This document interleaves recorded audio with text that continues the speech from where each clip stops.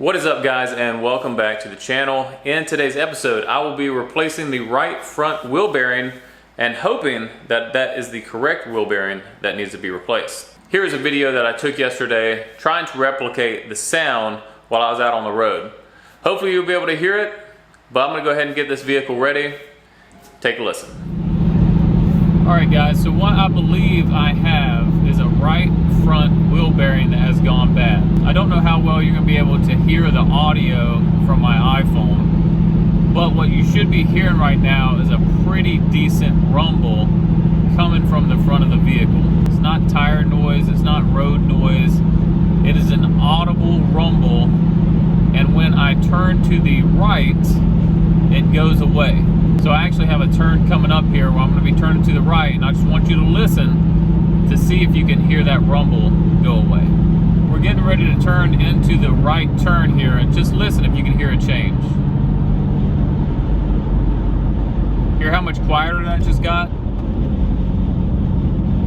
A lot quieter. Now when we straighten up, you're going to hear that rumble come back. Here we go, we're going to straighten up, and immediately you start hearing that rumble again. I hope you can hear that.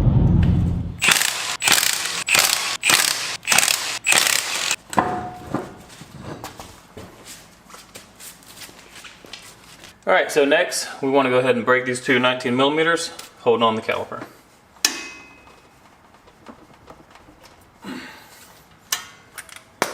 Dang.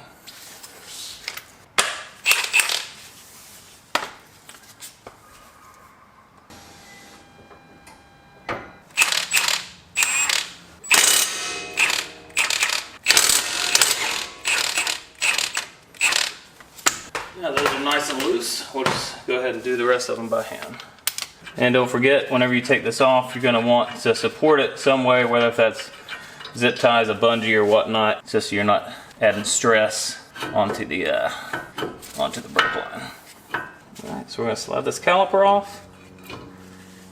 Brake pads, everything still look good, and we're going to try to support this up here. There you go. That's good. No tension on that brake line. We're just gonna let that hang. Next thing, should just be able to pull off the rotor. Too easy. So as you can see here, we're already at the hub and wheel bearing assembly. So next we need to go ahead and get this cotter pin out, and then I don't know what size this nut is, but then we've got to break that next.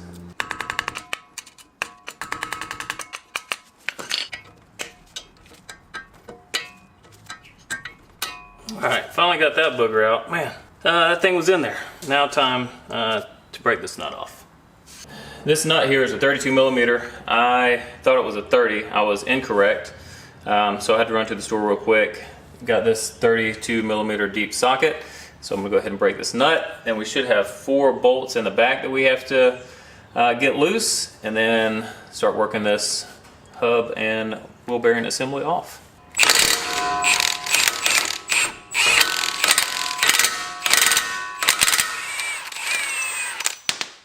Alright guys, so behind the steering knuckle, what keeps the wheel bearing and hub assembly in are these 4 bolts. So you have 1, 2, 3, and then 4 over there. I'm going to attempt to take those out without having to like disconnect this steering knuckle. We'll see how that goes. I think it can be done. I'm going to go ahead and give it a shot right now. I'm also going to shoot some penetrating oil on all these bolts because I'm pretty sure these have not moved since 2007. Okay, so far I've got 2 of those bolts loosened on this side. For the one that's at the top here, this is kind of what I came up with. There's not enough room for an extension and this to be in there, but with a swivel, you can get enough room to make it work. So those 2 bolts are broken free. Now I'm going to go turn the steering wheel so that this whole assembly moves so I can have access to those other 2. And then hopefully those break free relatively easy. And then we can go ahead and get this thing off. So while I'm breaking these last 2 free, I want to tell you the reason that I believe that this is the problem child. So everything that I was reading online basically said, if you turn the wheel a certain way, so say I am turning right, then if the wheel bearing is bad on the left side, it'll get louder. So basically what that means is when you're turning right, if I can put a diagram up here I will, but if not, if you're turning right, there's a force exerted on that outer wheel. So basically the opposite direction, or the opposite wheel of the direction you're turning, there's going to be more force applied to that wheel bearing, and in theory it should get louder. So whenever I take a right turn in this vehicle, the noise goes away completely. So if you follow the logic of what everybody said online, then it is not the driver's side, but it's the passenger side. And then when I straighten up and then turn left, that's when the noise really picks up. So that means that when you're turning left, there's more force exerted here on the passenger side, which would then, if the wheel bearing was bad, would make it be louder. That's basically what I've noticed with this, so that's why we're going to replace this one. And I'm hoping it's correct, and if it isn't, then I guess I will be replacing the driver as well.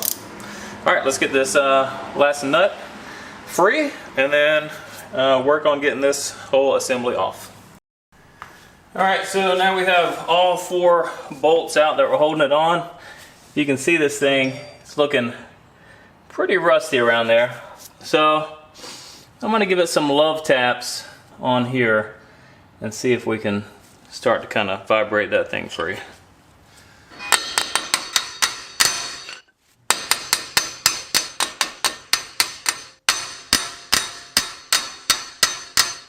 So far, a bunch of nothing. So one of the things that it does show in the book anyways is to have like a puller, which I do not have. So I'm gonna throw some more liquid wrench on it, see if we can't get this thing to pull apart.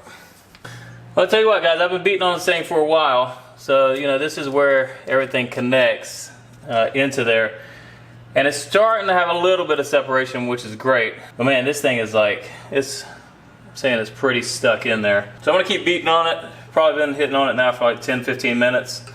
Showing a little bit of separation, still hitting it with that liquid wrench. And I'll bring you back when it loosens up, we can take it off. All right guys, after about 30 hours, not 30 hours, about 30 minutes of beating on this thing, I finally got it to where it is loosened up some. Looks like it's about to come out. I have this big brass punch that I was using here on the back, and it seemed to start doing the trick. So it's pretty loose right now. I think we're gonna be able to pull that out.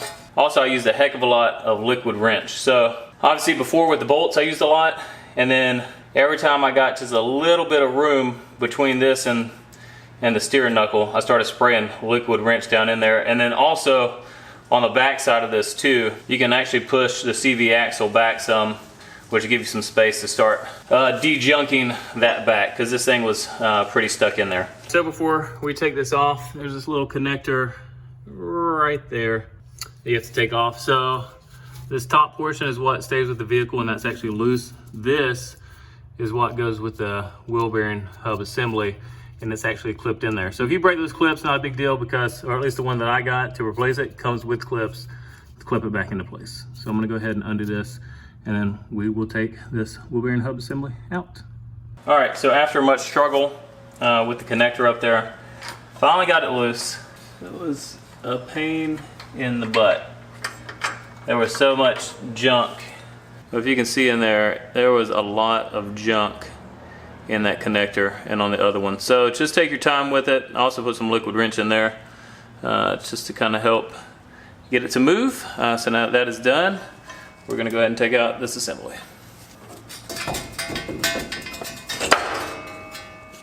All right, so this is it. As you can see, it's pretty rusted. There's a lot of buildup on this thing. It's pretty nasty.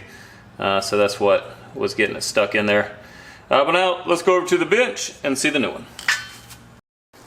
Alright guys, so here we have the old wheel bearing, here we have the new wheel bearing.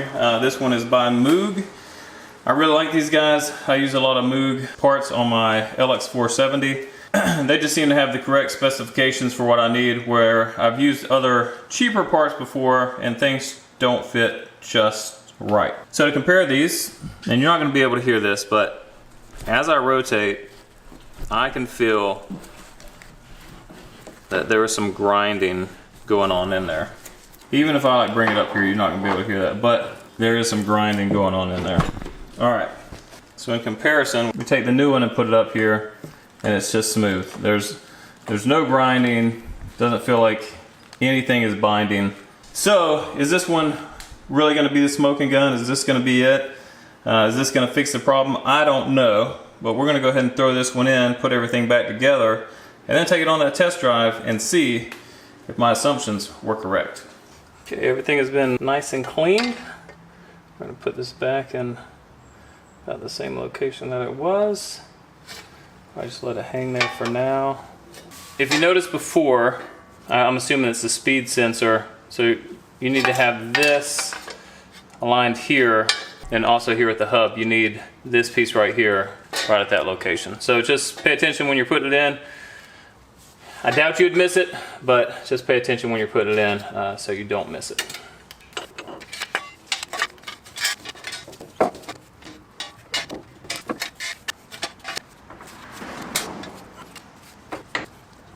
All right, the splines are good there. Looks like they're pretty lined up right here. Let's start trying to thread those bolts in and get this thing all connected. All right guys, so as you can see, got all the bolts in. Torque 44 foot-pounds, and then you can follow that speed sensor on up, and it has all these cool little grommets and connections, and then it goes all the way up there and then connects in to the body harness. So all that is done. So the last thing that I'm gonna do is I'm gonna straighten up the wheels here, then put on that 32mm nut, and then start reassembly. Now I read online, because it doesn't say in my repair manual, but I read online that it is 101 foot-pound to torque it. So we're gonna zip it on with the impact first, and then we'll come back and torque it. All right, so I kept trying to figure out how I can actually torque this nut down with it like this, because every time you try to move it, obviously the whole thing moves with it. So what I'm gonna do is I'm gonna throw the rotor and then the caliper back on, and then I'm gonna put on the brakes, so it should hold this in place. So then I can go ahead and torque it down to the 101 foot-pounds. All right, so I've gone ahead and started the vehicle. I have the brake locked right now, so this shouldn't be moving. So we should be able to torque this down to that 101 foot-pound. All right, that is done. Also, the caliper bolts, when I put them back on, I torqued them to 100, I think it was 136 foot-pounds.